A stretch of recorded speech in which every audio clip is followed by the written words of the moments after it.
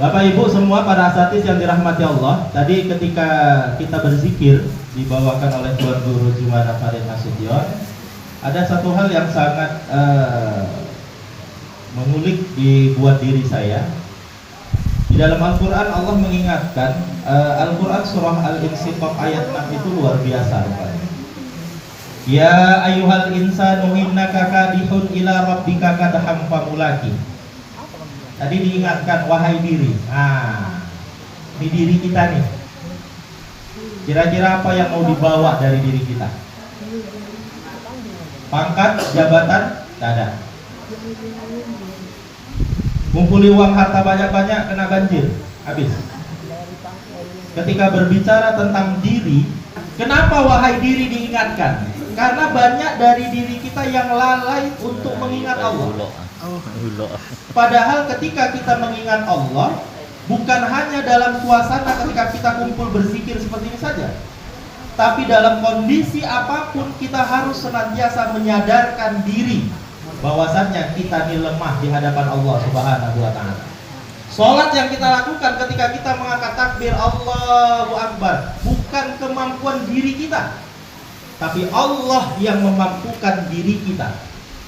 Kalau kita mau sadar diri, makanya ketika kita berzikir, sadarkah diri kita yang hari ini Allah sedang memandang diri kita, hamba-hambanya yang hari ini mengaku sebagai hamba.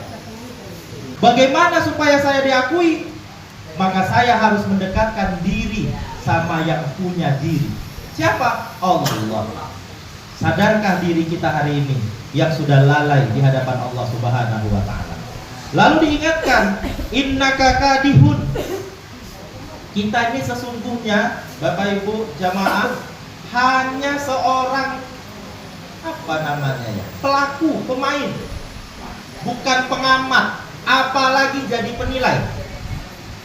Tapi kenyataannya dalam hidup kita suka sekali kita nilai orang. Si anu, tengoklah itu muslimat tuh, tengok bajunya ada yang seragam, ada yang enggak. Yang belum seragam kayak mana nih ketua? Kadang kita, ini jujur kan Bu, jujur kan? Bener ya? Pengen nggak ibu-ibu punya baju baru? Bu, mohon maaf, setiap agenda kegiatan apapun yang paling banyak datang siapa? Ibu-ibu. Yang paling banyak jadwal pengajian siapa? Ibu-ibu. Yang banyak kali model-model bajunya siapa? Ibu-ibu. Yang pertama masuk neraka siapa? Kenapa? Gara-garanya tadi, innaka kadihun. Kita ini cuma pelaku, pemain, bukan pengamat, apalagi disuruh nilai orang. Kalaupun kita nih hari ini, oh si anu, satunya ke dia, empatnya ke kita. Makanya kita harus menyadarkan diri, kita nih cuma sedang menjalani takdir ketetapan Allah. Gak boleh kita nih hari ini membuat waktu zaman si anu lebih enak daripada zaman sekarang. Kenapa? Tadi ketika ketua PD menyampaikan, rasa-rasanya 20 tahun yang lalu begitu tadi. Habis ya, 20 tahun yang lalu kayaknya pernah diadakan seperti, tapi udah lama kali saya pun udah lupa dan gak ingat apa-apa. Bisa jadi ketika 20 tahun yang lalu ketika mengadakan kegiatan yang sama seperti ini, ketika kita hadir di depan sini, bukan hanya ada kue kotak, tapi nasi kotak ada. Dulu, sekarang kita belum tahu. Tapi bisa jadi ada. Kalau kita senantiasa bermunajat, bermohon sama Allah Subhanahu wa Ta'ala. Akhirnya ternyata diingatkan, ketika kita sudah sadar diri kita, kita pun hari ini diingatkan dengan kita ini cuma pemain.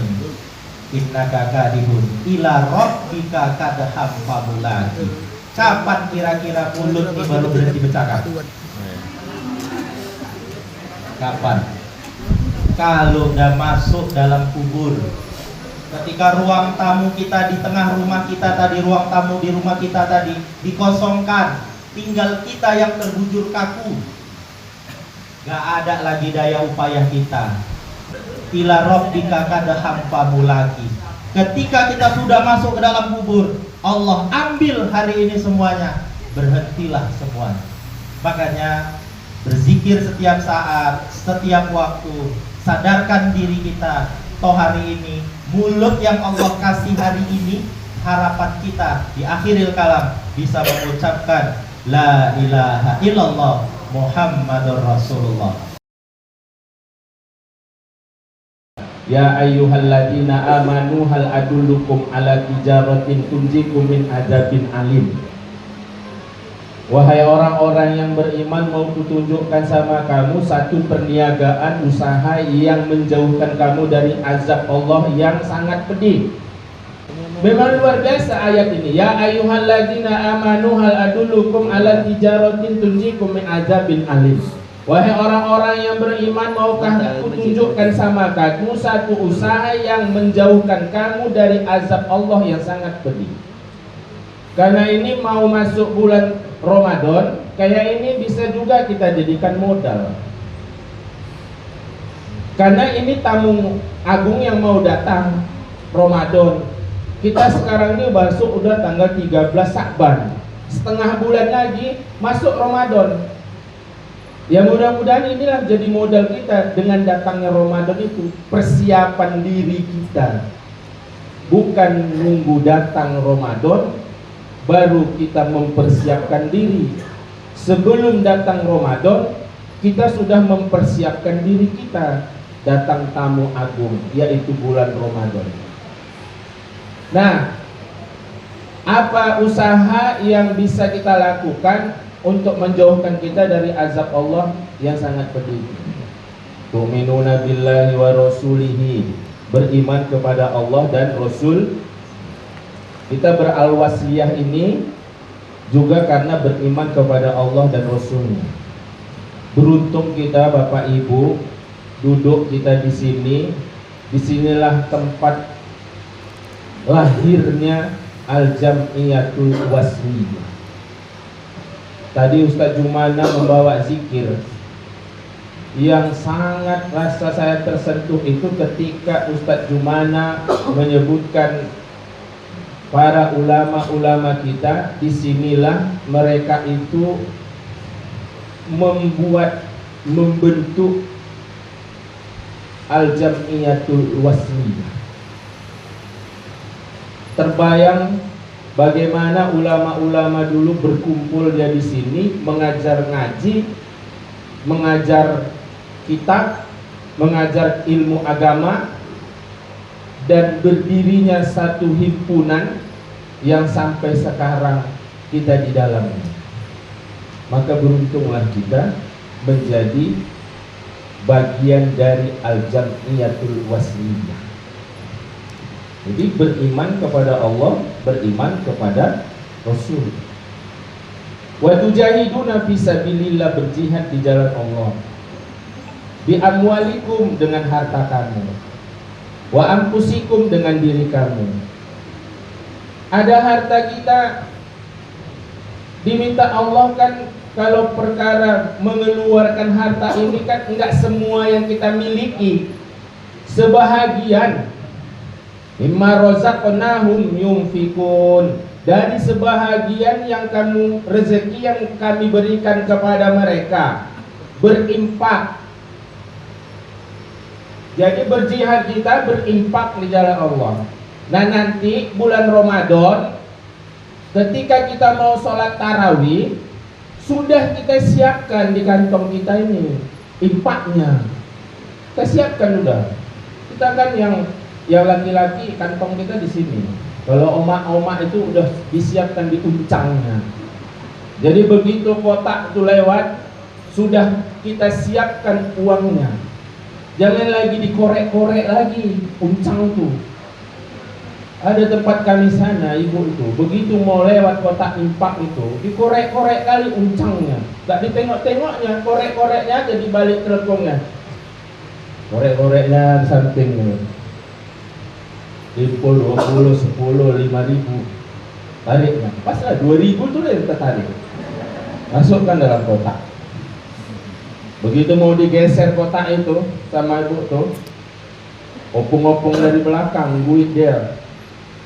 Apa pun datang opung tuh ngasih duit, awak limpul lah opung tuh, awak 2.000, opung tuh limpul, masukkan pun, masukkannya, digeser tuh Udah digeser, opung tuh duit lagi.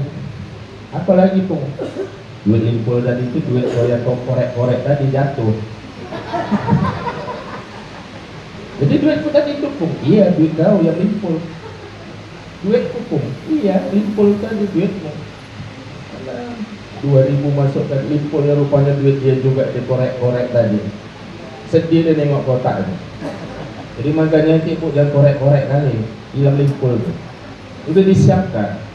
Jadi kita pun begitu juga Pak, udah disiapkan 10.000 itu 10.000. Ada lagi setelannya, kalau udah mau kotak lewat itu pura-pura berzikir subhanallah, subhanallah, subhanallah. Yang sebelahnya pun segan memberhentikan depan dia, pasal dilewatkan. Dikitnya lewat kotak itu, zikir berubah. Alhamdulillah, alhamdulillah, alhamdulillah. Banyak setelan. Itulah godaan kalau udah kotak impak tuh mau lewat. Jadi Ramadan nanti udah disiapkan.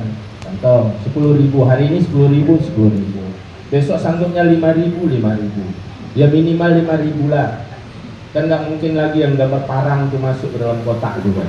Duit 1.000, udahlah 1.000 gambar parang, butak pula lagi duitnya. Dan jadi wa tujahiduna fisabilillahi bi amwalikum. Kalau nggak punya harta kita, diri kita lah. Ada acara seperti ini diundang, ya diri kita ini datang. Dengan datangnya kita ke tempat ini, itulah bentuk jihad kita jihad Allah. Zalikum khairul lakum in kuntum ta'lamun. Yang demikian itulah lebih baik. Yang kita lakukan ini sudah baik. Jadi kalau yang sudah baik ini kita lakukan, dipertahankan kebaikan itu dan lebih ditingkatkan lagi.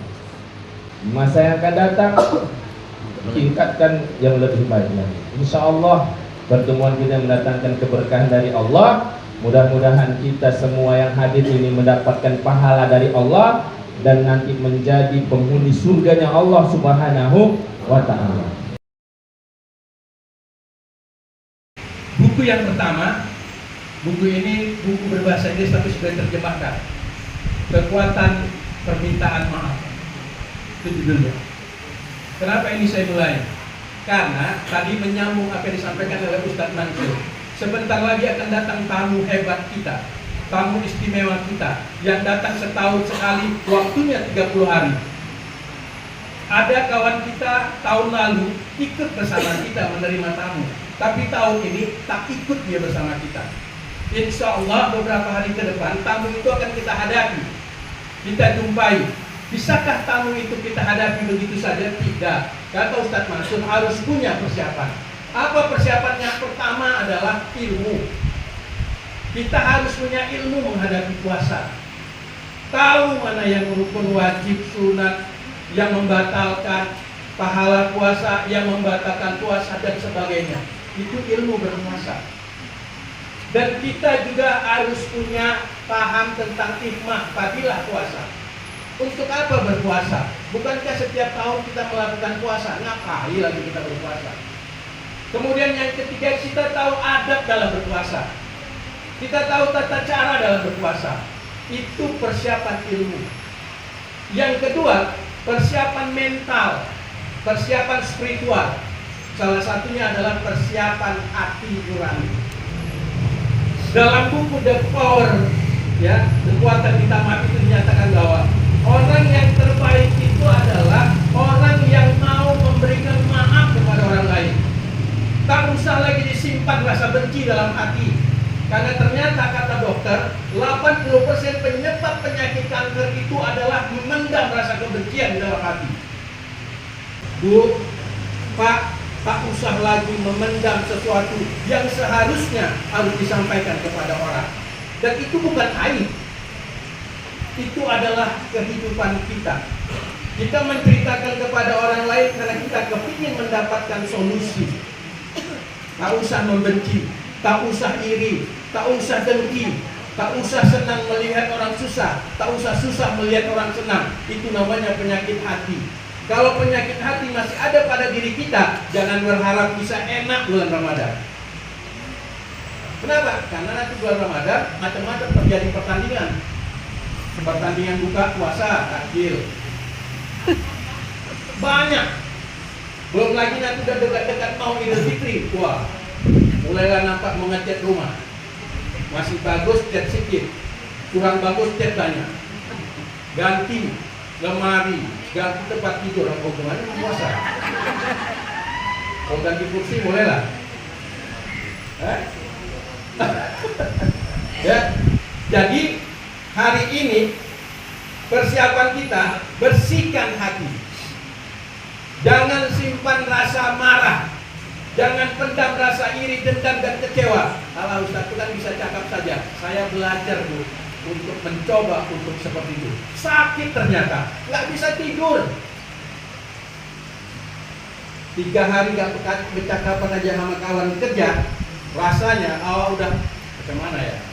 Kok kayaknya seperti aku yang paling bersalah, sementara dia biasa saja.